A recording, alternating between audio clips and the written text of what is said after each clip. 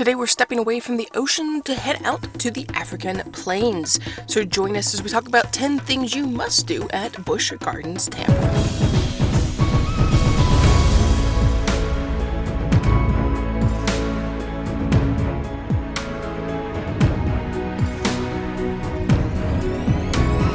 Number one on our list is that you need to arrive early, especially if this is your first time to Busch Gardens like it was ours back a few months ago.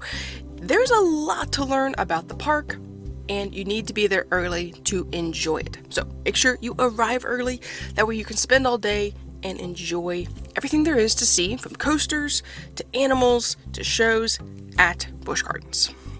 Number two on our list, this is where you have to kind of make a decision. Are you going to be a coaster fan and hop in line early for your favorite rides and just do Iron Gwazi, Montu, Cheetah Hunt, and just spend all day doing that? Or are you headed to see the animals? Well, we'll show you a montage of some coaster action later, but in our books, you should go see the animals first. Maybe some rides later, but animals first. So for what we did was we headed to the edge of Africa. You can get to see the hippos early, the lions, cheetahs, while things are calm and quiet in the park. So go see the animals first. Then we recommend picking up a mold-orama. These souvenirs are so cool, and they're all throughout the park. There is an elephant, a hippo, a lion. There's actually an Iron Gwazi one. They are fantastic, and they're fairly cheap souvenirs for you to have, and they're really cool. It's an old-style souvenir that Busch Gardens had when they opened many years ago, and now they've added to the collection. We picked up a hippo and a flamingo, and I definitely recommend doing that, especially if you have kids, being able to watch how it's made, watch it pop out, feel how warm it is when it first pops out of the machine. So make sure you take the time to do that. Again, there's many different options to choose from, and they're spread out all throughout the park. You can use credit card or cash. Fourth on the list, all aboard, it's time for the Serengeti Express. Hop on the train for a journey around the park and through the Serengeti Belt. This is a fantastic experience. I think it took about 30 minutes for our train to go around. The very first time we hopped on, we got stopped a few times because the rhinos decided to stand either really close to the track or actually on the track. And of course, the train has to stop. And so we got some really good up-close views of the rhinos at that point. The giraffes would stand pretty close, and it was fantastic. We saw the zebras, the different antelope-type animals, I think some water buffaloes. Just fantastic, all kinds of cool animals. But even better is, if you have the chance, if you're there later in the evening, hop on the train either at sunset or, timing-wise, if it ends up just being dark, it was still a fun experience. No, you can't see the animals as well, but it was a fantastic experience. Hilarious conductor on the back of the train, so make sure you take the train ride, whether day or night. It's gonna be fun. We did it early in the day the first time, that way we didn't wait too long to get on the train. The later in the day you wait, you will wait longer to be able to hop on, but the train is big, and if you're inside the main station building, most likely, as long as enough people get off, you will get on the train. If you're staying outside the buildings, maybe not as likely, but if you're inside, you have a pretty good chance of hopping on the next train. For number 5, you should definitely catch a keeper talk. We highly recommend the cheetah and the gorilla talks. Now, we saw the cheetah one 2 different times, and the first time they did the cheetah run, where they set up the machines. You could watch the cheetah chase the, I forget what it was called exactly, but some sort of bait that they were trying to catch. And that was fantastic to see how quickly they got up to speed. Then the second time, they didn't have things set up for the machine, but you still got to hear about the cheetahs and watch the interaction between the trainers and the cheetah. Fantastic.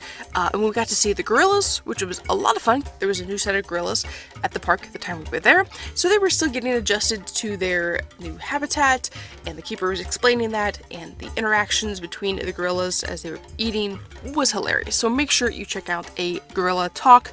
We'll post a video about the gorilla talk here in the future. There's actually already, the cheetah run is already up, so make sure you go back and see that. I'll make sure to tag it in the description, and you can find it in a card up above. But in addition to the cheetah or gorilla talks, and like right now on the calendar, I wasn't seeing the cheetah talk, but there is a hippo and alligator talk, and you should make sure to check out those. Now, number 6 on our list, you should take a break at some point in the day, and you should go enjoy animal tales. This is a fantastic way to take a rest for a little while and get to learn a little bit about some animals.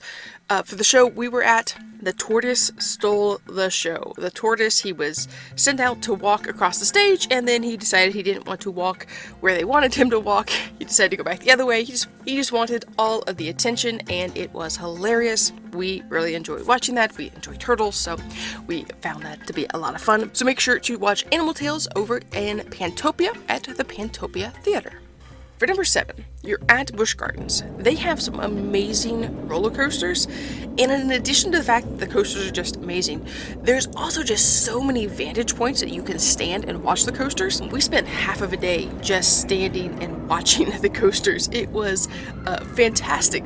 The different views you could get, the different sounds you heard from the coasters, so make sure that you do that. I think the ones that we found were the most interesting to watch were Montu. Cobra's Curse definitely wins. Once that coaster goes and it starts spinning in circles, hilarious to watch people's reactions on that one.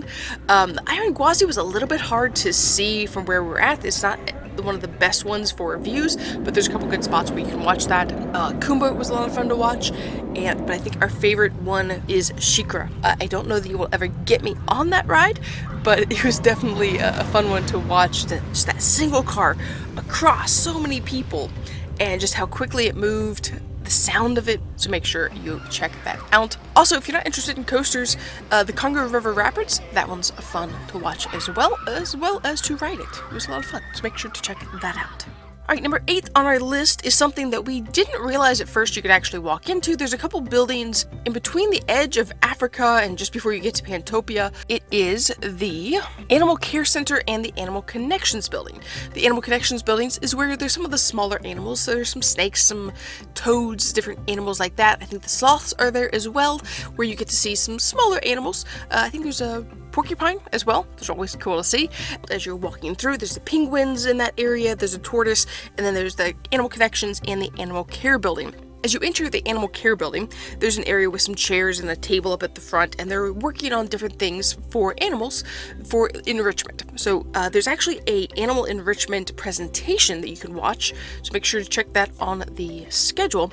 The day we were there, they were preparing some balls so they could put treats inside of it for the elephant's birthday. So that was fun to watch. But they'll also tell you about that, and then as you go around to the left in the building, there's some big windows that you can look through, and those are an operating room, a procedure room for the different animals, and so if there's something happening, you actually get to watch what's going on. There was a lab that was the only room that had anything happening the day we were there at the Animal Care Center.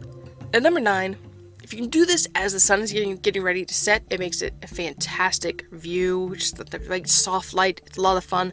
It would be to hop on the Sky Ride, where you get a bird's eye view of the park. You're gonna go past Cheetah Hunt. You're gonna go past the Serengeti Flyer, which you will never catch me on that ride.